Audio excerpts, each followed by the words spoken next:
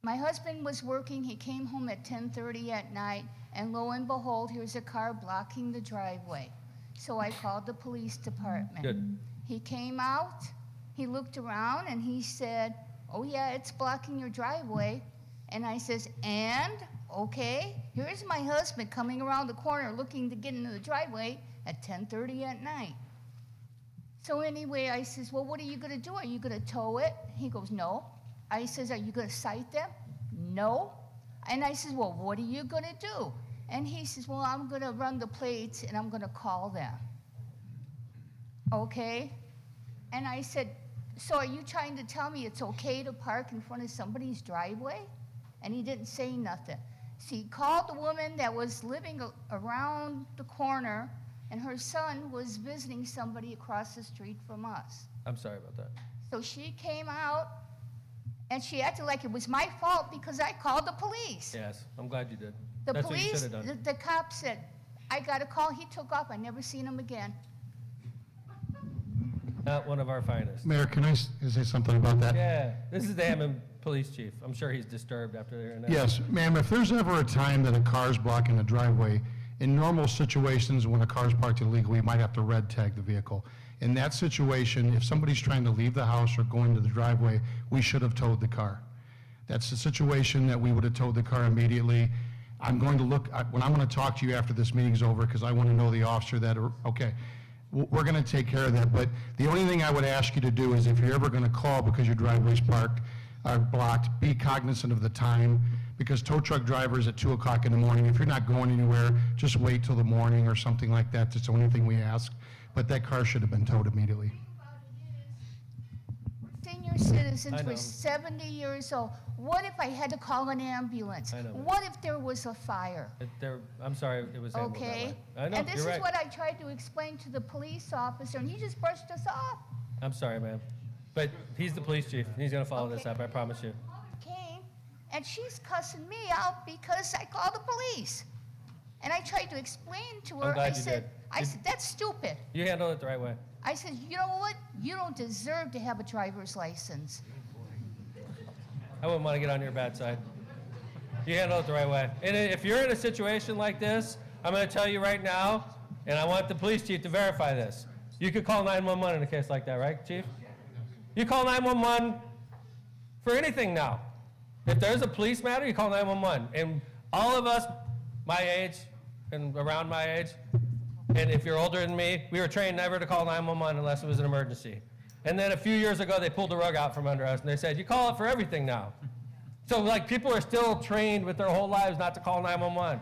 But, ma'am, in that case, and for anybody that has a similar situation, you call 911, right, Chief of Police? Yeah.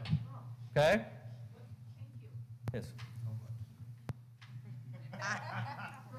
I don't want you to get mad at me, ma'am, but the policeman, he did say he was going to call. It's not like he just brushed you to the side. They All right. be getting a lot of calls. They really do. I know, but I don't think you should ever. I think if somebody blocks my driveway, I want them towed immediately. I think most people feel the same way. In that, like, you just don't block driveways, right? So, all right. I have another follow-up over here. Sure. Hi. Mayor, I'm a real proponent of 311, Yes, and ma'am. I really talk it up, especially in the senior center that I volunteer at. The good thing about 311, not only does it get it to you to the head of the line, but you can keep tabs on that report you made. Yes, ma'am. You know somebody's picked it up, what they're going to do, when they're going to do it, and when they've resolved it. And that the frustrating thing is often, did anybody get it? Did anybody hear? Is Right. anybody responding? And you can actually keep tabs Great on point. that. So if you called my office, you have no idea if I forwarded it to the right department or not, right? You're just sort of waiting for something to happen. You do it through 311. You could track it through the process. Great point. Thank you. Hey, Chris, in 311, how many open cases do we have typically in a year? Do you know? Or do you know anything like that off the top of your head? We get about 1,000 issues a month. 1,000 a month, really? And we've had 311 now, decade? 2011. Yeah, wow. So there you go. Hundreds of thousands of issues since we started this. It's a great way to do business, so. All right, anybody else? Question on that? All right, let's move on. What can be done about a nuisance house next door? It's a great place to ask. First off, they wrote it down, right? Correct. Is the address on there? Not to the nuisance house, but yes, we have a contact and info. Okay, for so the what we're person who gonna do, submitted. the reason it's good when you fill out written questions is if you put your contact on there, we forward it to Bill in this case. Bill's the head of code enforcement, and he'll take it to work tomorrow, and he follows it up. So written question, we can follow it up quietly. I keep in mind that we're on TV right now. We don't like to blast addresses out on TV, you know, especially when you're maybe making a complaint about a neighbor or something. We don't want to embarrass you and put it on Go Hammond so that everybody can get mad at you. So in a case like this, I think the right course of action is to forward it to Bill. Bill, how do you handle situations like this? You get them all the time, right? There's a couple ways we would handle it. We would check police calls, see how many police calls we have there. If that were the case, that would then get forwarded up to law. They'd be given written notice of being a nuisance property and they need to handle it. If it's a different situation like garbage or bushes or something along those lines, then my inspector would handle it with court citations. Thank you. All right. Another question for code. Stagnant water in a pool next door, it's never been covered. Anything that can be done about that? Doesn't sound legal to me. No, it isn't. Again, whoever, those last two questions, come see me after the It's meeting. on the same one, so. Oh, it's on the we'll same make one, sure so to that submit it, person, if they yeah. want to see me after the meeting, we can discuss, get the address, and Hopefully I the can get person's in something here, out and then you tomorrow. can come up to Bill right after the meeting. We all hang out after the meeting. It's a good chance to get things done like that, so. So I can get the address. And we do have contact on there, Eileen, so we can follow it up. Cool. I was checking something out the other day. Obviously, I'm getting ready for the State of the City, and the College Bound Scholarship, interestingly enough, 20th graduating class in 2025. We've been doing this program for 20 years. Over the years, we've over $60 million we put into college scholarships, and a lot of people go, wow, that's amazing. That's a lot of money. You could have done other things with that, Mayor. I appreciate that. But the interesting thing to me is, I remember when we started College Bound, we were in a lot of different places in the city, you know? And since we've implemented College Bound, we've become the biggest city in Lake County. We've become the highest assessed value city in Lake County. I think we're one of the biggest cities in Northwest, one of the highest assessed values in Northwest Indiana, and I think they're related. So I know that we spent a lot of money on college scholarships over the years, and I know that there's thousands of kids that have benefited from this program and thousands of homes that have benefited from this program. But the thing I try to keep in mind is that $60 million, we're worth $1 billion more as a city. I wonder how much the $60 million invested into our city over the years. So, but it's interesting. We've done a good job. There's 467 students enrolled currently in 29 different colleges and universities across Indiana. That's our neighbors, so thank you very much. Appreciate it.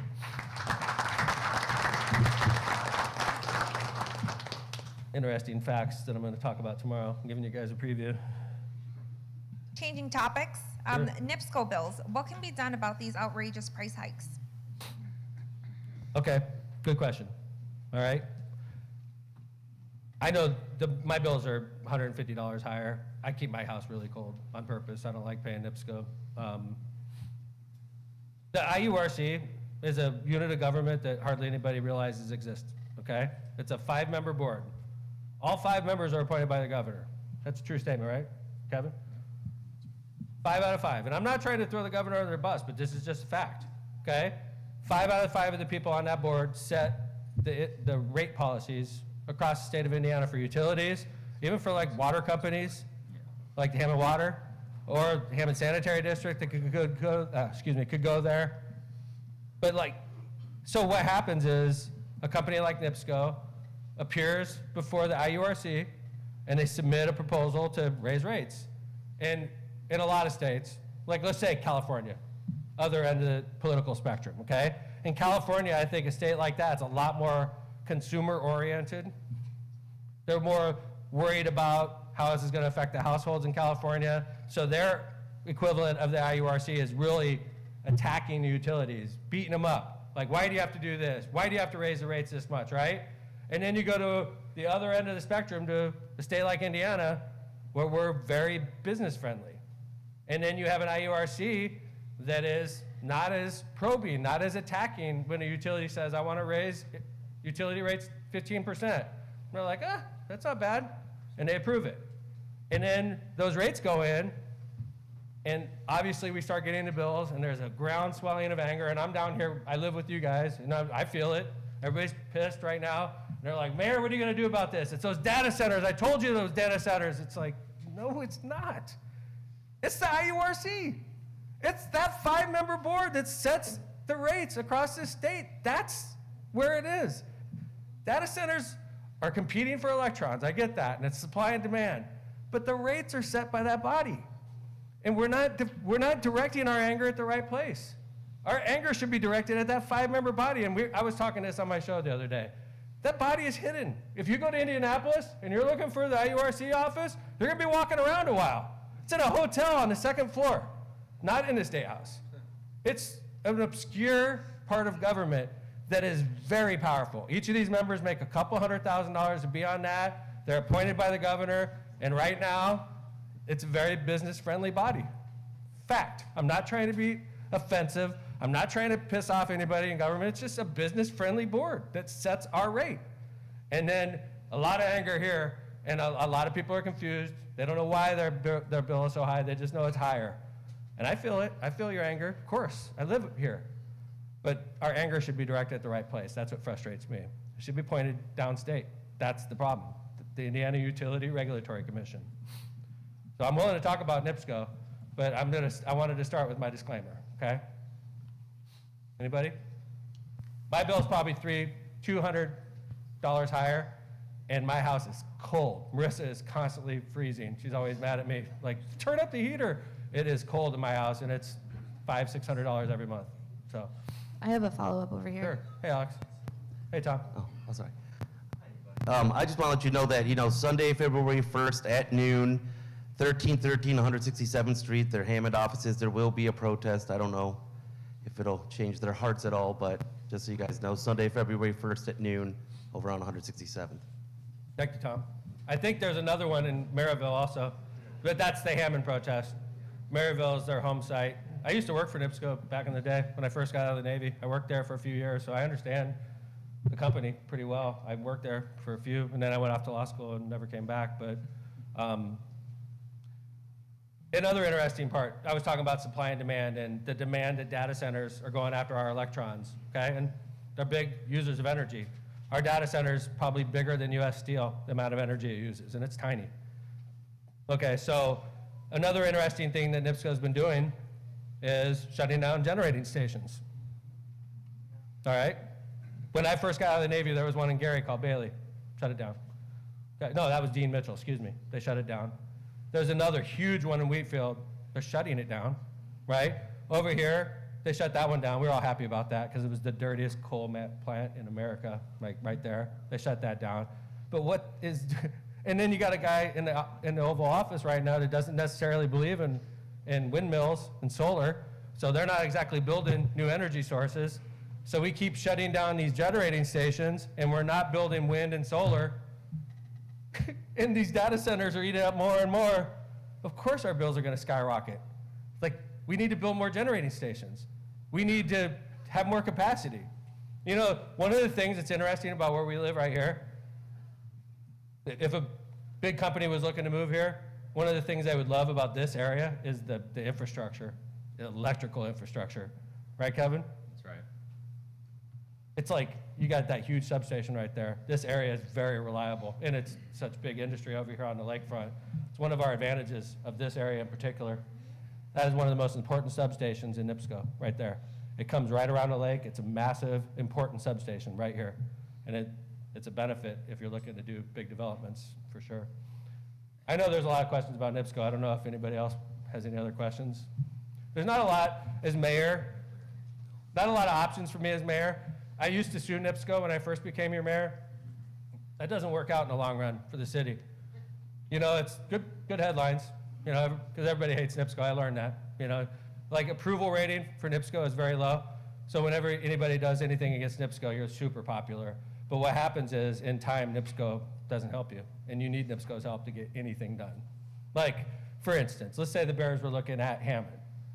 I would definitely need NIPSCO to be partners, definitely. They could kill a project. That company could kill it. So like, there's a lot of problems I have as mayor. I can't really go out and be as expressive as a lot of people about issues because it penalizes all of us if I become too high profile about issues like that.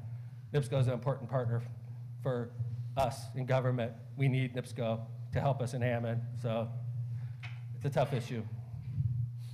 Anybody have any follow-up on that? So anyway, I appreciate Tom bringing that up. There's gonna be a protest. That's Sunday, you said? Yeah, February 1st, yeah. February 1st. Cool, thank you. All right, Eileen.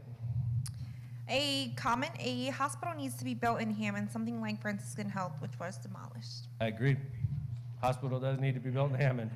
We had one, it was shut down, and it's symptomatic. As much as I'd love to beat up the Franciscan, I do love to beat them up because they moved away from us, but like, as much as I want to, it's not necessarily all their fault because our system of healthcare is broken in America.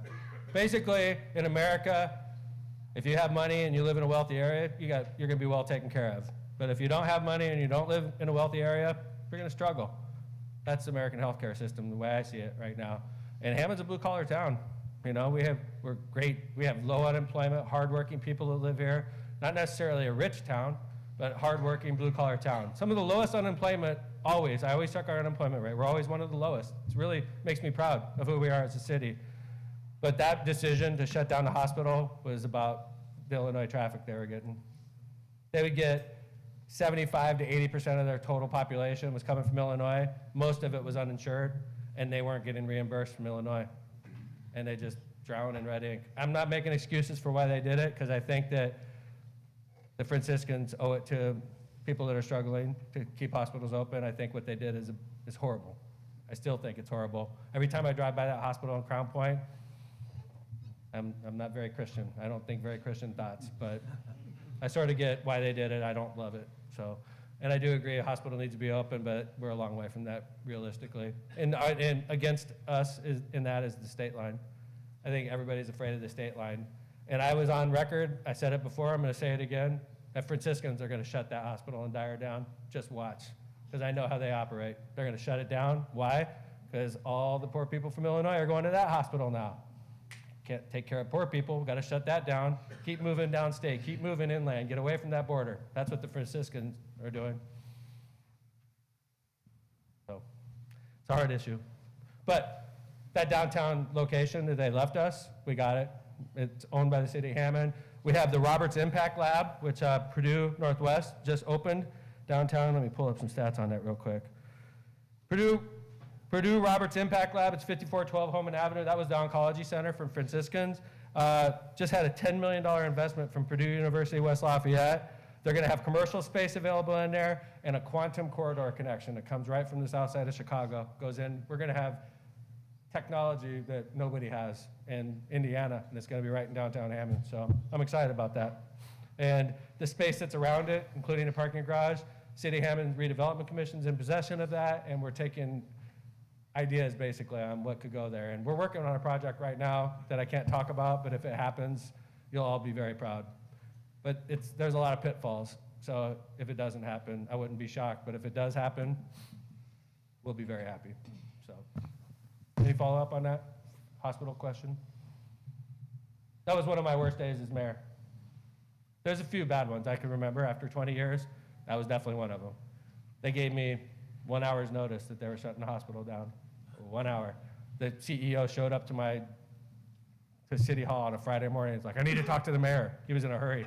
They're like, the mayor's out right now. I have to talk to the mayor before 10 o'clock. Well, the mayor's not gonna be back before 10 o'clock, sorry. And then at 10 o'clock, they announced they were shutting the hospital down. That's how I found out. I never forgave him for that, so that was pretty crappy. Lindbergh Street, 173rd Street to 169th.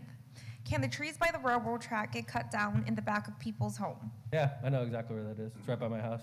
Why don't you forward that to City Hall? I would love to say yes right now. There may be a reason that it hasn't happened that I don't know about. I know exactly what you're talking about. It's right by the Armory. I go by it every day of my life pretty much. So please forward that, copy it to me, and then forward that to Parks. Would you, Jim? Take a look at that. Do you know anything off the top of your head, Jim? I do not. Okay. Jim has a arborist that works for him. He's really good. And the guy will take a look at that. So. On that same note, How can we get rid of raccoons and possums that are eating trash? I'm on TV right now. What's that? Cinnamon. Really? Kathy gave us a recommendation. Cinnamon. What does it do? It just drives them away? Really? Nice. There you go. Cinnamon. Don't go to Cabela's. Get cinnamon. But you know what? If you go to Cabela's, on the box, they actually have a raccoon on the box. So you do it. Cinnamon or Cabela's. That's my recommendation. Is it against the law, Chief? Is it against the law to shoot a pellet gun in the city of Hammond? Yes.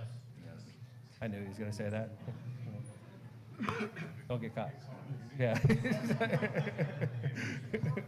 All right. Go with cinnamon, like Kathy said. That's not illegal. All right, Eileen, what do we got?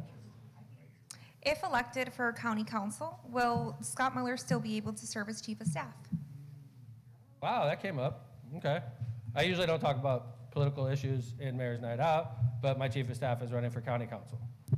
And I'll say it on the record. If he wins, he does not have to give up his job. It's not really a conflict, in my opinion. Scott couldn't run for office in Hammond because there's a law against that. But Scott would be working for the county if he was successful. So, and that's a big if. It's a county-wide race. It's not just Hammond involved. It's Hammond, Highland, Munster. That's it.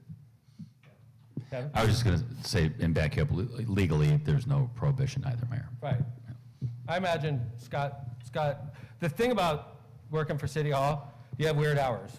Like, for instance, we're all here almost 7:30, okay? So we're not just City Hall workers during the day. Sometimes you work until 9 o'clock at night. So Scott, if he is away doing county business, he can make up his time when he gets back to work. I trust him like that. He's very professional. And I do want to, again, recognize Dave Ham, if you don't mind. You don't see people step down in politics very often. Just doesn't happen. They usually run until they can't do it anymore. And Dave is healthy, young. I can't believe, I mean, not young, but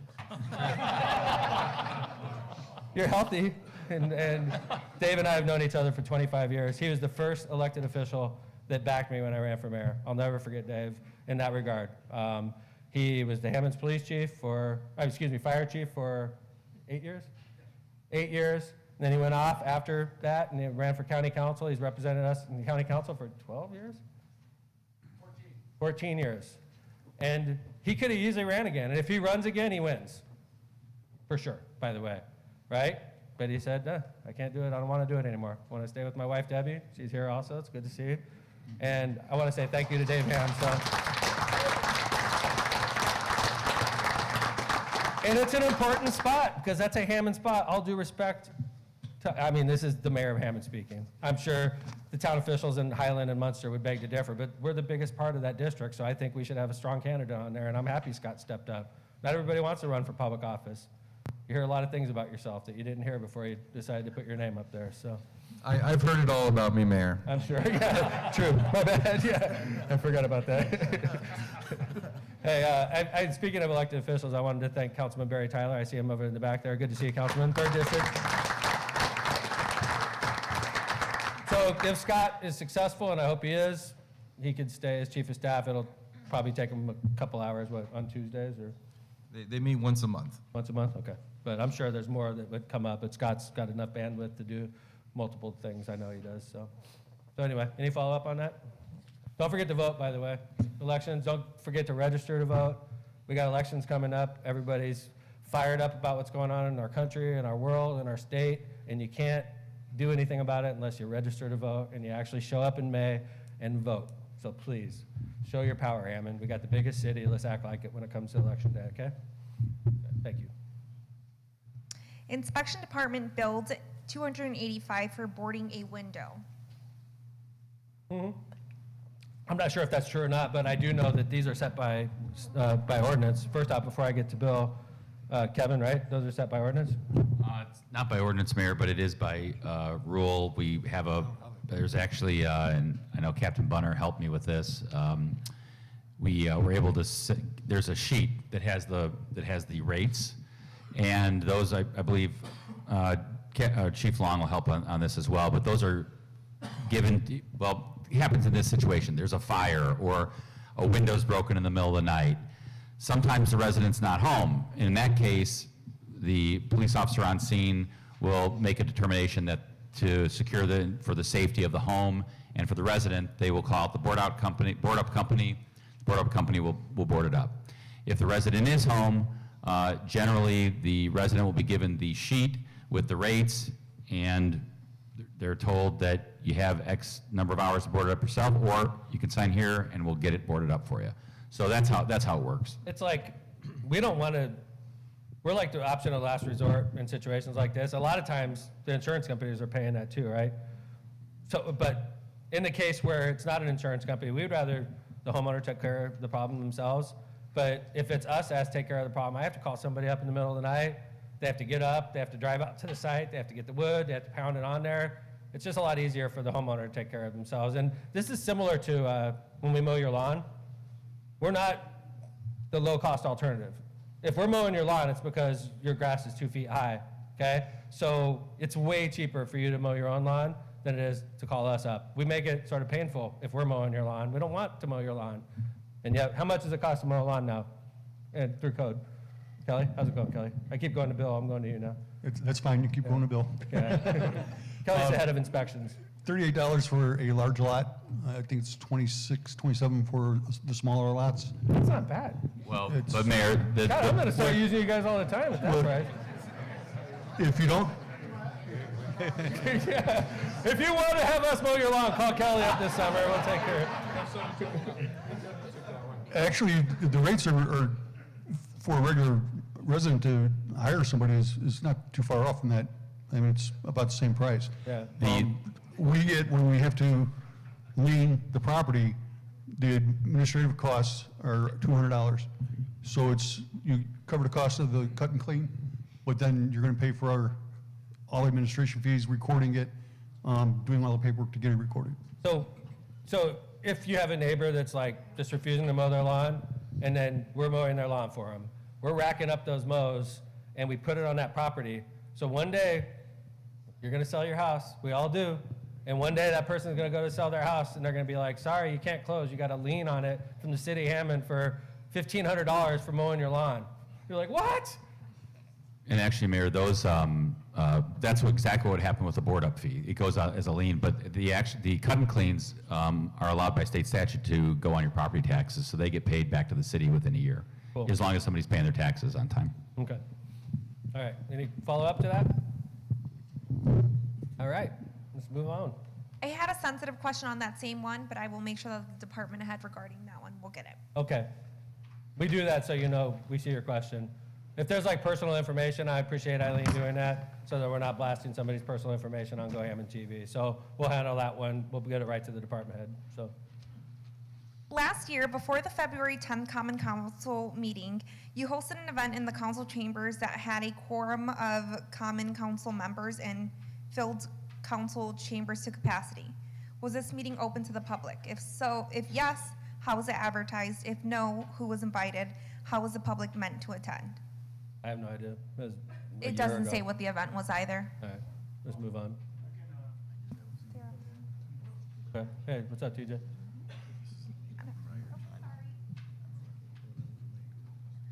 No, yeah, that was the one where you wore a high-vis vest. Oh, yeah. I put that on my Facebook profile. Yeah. Was that a public meeting? I don't remember. I think it was a council meeting, wasn't it? It was before the council meeting. Oh, okay. Was it a public meeting? I don't know. You're talking about something that happened in February. You should show up more frequently. Anyway, what's the question? Oh no, I was wondering if it was a public meeting. Not sure. All right. So this was a meeting that the mayor hosted. I posted probably a couple things since then, DJ. Okay. Okay. So this is a meeting that the mayor hosted, and what it was it was a meeting for Governor's Parkway supporters, and it filled the city council chambers to capacity, but as far as we could tell, it was not advertised to the public, and so I was just wondering if it was a public meeting. I'm not sure. So Can you say clearly in the microphone that you don't know if it was a I'm not public sure. meeting? You're talking about something that happened 11 months ago. I don't appreciate the tone of your question, being honest with you. So I'm not going to get myself jammed up if you're like taping it and you want to like jam me up somehow. So I'm not going to play your game. So Am I way out of line here? I don't know. no, that's all right. Anybody else have a question on that? We had a meeting 11 months ago. Sure. All the questions at Mayor's Night Out, they're forwarded to department heads, right? Yeah. Do you respond, do department heads respond to questions or I imagine. follow up with them if you left your contact info? Mhm. They So, could. so will this one be followed up by someone that knows the answer to it? Maybe, yeah. So do they get followed up with or not? Sure. Hey, Dean, would you follow this? Kevin, would you follow this up? We've already received multiple requests regarding this, and it is actually in the middle of being followed up because cool. they've been asked for months and months repetitively.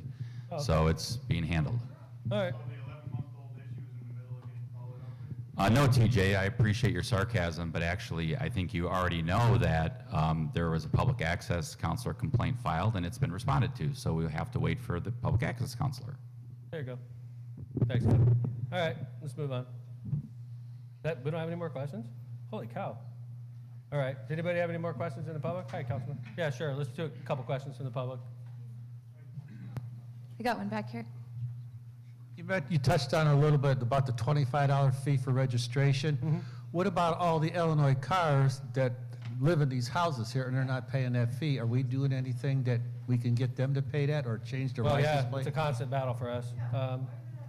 Hey, Tom's not here from Community Affairs, is he? Yeah, he's in the back corner. This way. Hey, On Tom. my way. Hey, there he is. How's it going, Tom? Hey, Tom, could you talk about reciprocity and obviously a sensitive issue, especially now that there's a wheel tax and it's attached to our BMV? You're not on, but.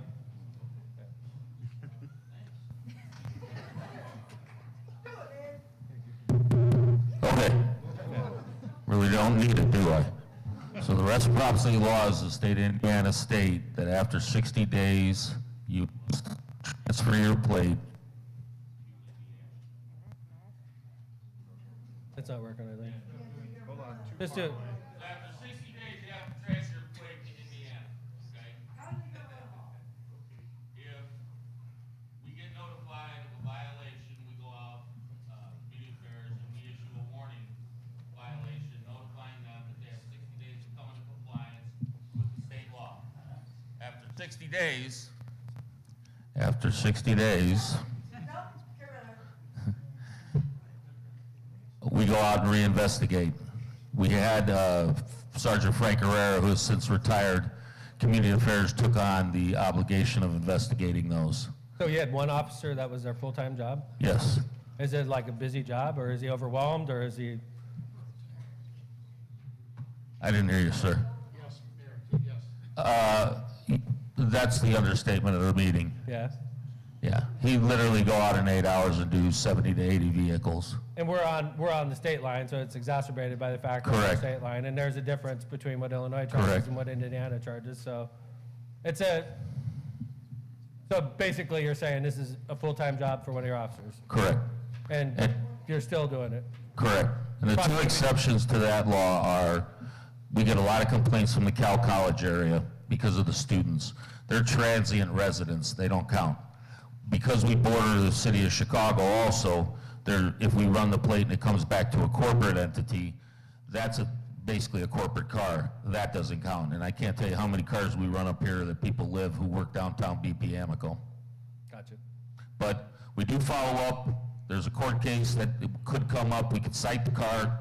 We don't necessarily have to cite the driver. It goes to court. 9 times out of 10, that person who gets called into court says, no, that's my uncle's car. He's loaning me until my car gets fixed. And then court usually gives another 60 to 90-day delay. And in the meantime, the resident's sitting there fuming because they think we're not following up their car, right? You're absolutely correct, sir. And you're like in months and months of litigation, basically on a single case. And you've got Correct. hundreds and hundreds of cases, and each case could take you months, right? The former sergeant that retired 2 years ago, Sergeant Kerry Newman, was tasked with this. And out of the 4 or 5 years that he did it, he had 1 court subpoena for reciprocity. And how many cases did he file? Basically, we're at the point when we issue these, we're hoping for compliance. So our office gets quite a few phone calls basically saying, what do I need to do to change this? Well, you need to change your plates, you need to change your driver's license. And lo and behold, what they don't really understand is that if you change your Illinois plates to Indiana, your insurance is going to get cut dramatically just because of where you're living in the state. Got you. I hope that answered it. No, you did. You did a good job. But basically, you're saying this is a constant job. You're constantly working on it. You're trying to get them. Excuse me, ma'am. You're trying to get them to comply, because if they comply, you know it's going to change. But if you have to take them to court, it's going to take you months just to get a single case, right? It's a tough situation. And I mean, we're not making excuses, but we do live on the state line, and this is going to be an issue probably for the next 10 mayors. I mean, this is something that's probably going to be a part of our city, whether we like it or not, because what is happening right now is we have a flow from Chicago through our city. Businesses, wonderful. $30 million business here, $15 million business here, awesome. People too, they move in here and they don't want to let go of that plate, and they sit there for 2 years not changing their plate, and it frustrates you, and then you get on me, and then I get on Tom and the chief, and it's just a process. I'm not making excuses, that's just what's happening. So if we can get them to comply, it's much easier than if we're going to litigate with them. So I appreciate the question, Councilman Markovich. Any other questions you want to bring up, Mayor's Night Out? Hi, sir. How you doing? Hey, how's it going, Mayor? Good, sir. So I have a little complaint with the sanitation department. Sure. For garbage pickup? Yes. Okay. So with the garbage pickup, my property is in more closer to the alley, and I have a garage right there as well that's connected with the property. Uh-huh. And every time that they come and pick it up, all the garbage juice is going into my garage. Yeah. And I understand it's like something that, can't be really prevented with the truck. We have complaints like this a lot, especially in the summer. Yeah. So my thing is, like, can we get like newer garbage trucks to stop this juice from spilling into over there? Or like, I know you can't just stop spilling the juice right there because you pick up the trash there. But maybe we could get newer trucks to each of those is benefit that, $800 or grand, probably. We have new trucks, they all do the same thing. It compacts and it leaves a trail. And where they're stop and dump the cans, it Could piles they up a like little do more. something different in that area? Maybe like it squeeze it on the street and then take a turn or something? I mean, they have to constantly compact the trash. It is what it is. It sucks, and we, if Could we like do anything like behind them, like spray it down, like? I mean, sometimes we'll have the sweeper follow them if we get complaints or something like that. But I mean, that's. You got Hammond 311, sir? No, but I have complained. Could you do me a favor?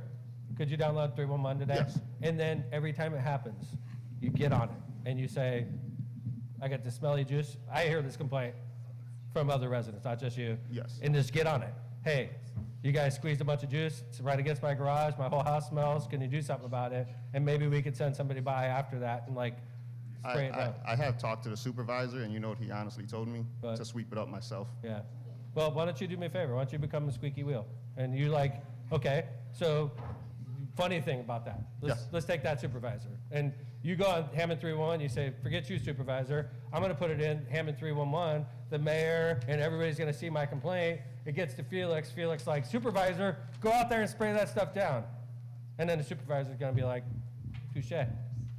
Do it through Hammond 311. They can't blow you off because it's a written document and it's verified, like Rosemary said, and you can follow it all the way through, okay? And if it still becomes a problem, then you call me. Mayor, I did what you said. They're still doing it because the juice is there. I mean, unfortunately, we all have, when it squeezes, that stuff comes out, There are some areas, because I own properties in Chicago as well, and like they're kind of rough areas, and they got brand new trucks, and they don't even release no juice at all. I don't know how it's possible, but maybe we could take notes from them. Okay, thanks, man. Could you do me a favor and download 311 and become a squeaky wheel? I'm not gonna get mad at you. What's your name? You mind? Mr. Benavides. I'm not gonna be like, that Benavides is always complaining. Nobody does that. We're like, boom. It's just like routine. Got another complaint? Boom, goes right to the right place. Okay, just be that guy. Get on there every week. You did it again, right? And then, by the way, if you're constantly complaining, then the driver's like, this is the guy that always complains. Let's squeeze it down the street so he doesn't complain anymore, right? Well, See that guy? when I complained, You're it not- felt like he put it more into Dude, my garage no, now. man. It doesn't. Dude, seriously, I'm seriously asking you to put an official document through 311. Okay. It doesn't hurt our feelings. That's what we're here for, okay? Okay. It just documents it. And if it becomes a constant problem, we all see it then, you know? Said it's not verbal, it's actual written document, okay? Okay. Thank you. Thank you. Yeah. Any other questions? All right, I'm gonna get ready to wrap it up. Tomorrow, State of the City. Like I said, if you didn't get enough, you can come back tomorrow, we'll do it again. It's sort of like what we just did, funny enough, the State of the City. I see Kelly Taylor on here, I wanna thank her for hosting tomorrow. Nice to see you, Kelly. Kelly runs the Lakeshore Chamber of Commerce. If you're a business in Hammond or East Chicago, please see Kelly. Having a strong Chamber of Commerce is good business for the city of Hammond. So I appreciate you all being here. I'm sorry if I was snarky at all. I don't want to be snarky. I'm just trying to like do a hard job, and I'm trying to explain it as well as I can. And sometimes we just don't see the world the same way, and that's what makes this country great. We all have different opinions about things. So thank you again. Thank you to Kathy. You did a great job today. Thanks to everybody for coming out to Mayor's Night Out in the 1st District. Thanks to the Emerald Green Restaurant for hosting also. Feel free to stop by and get a drink. Thanks, everybody. Enjoy Mayor's Night Out. Thanks, Kathy.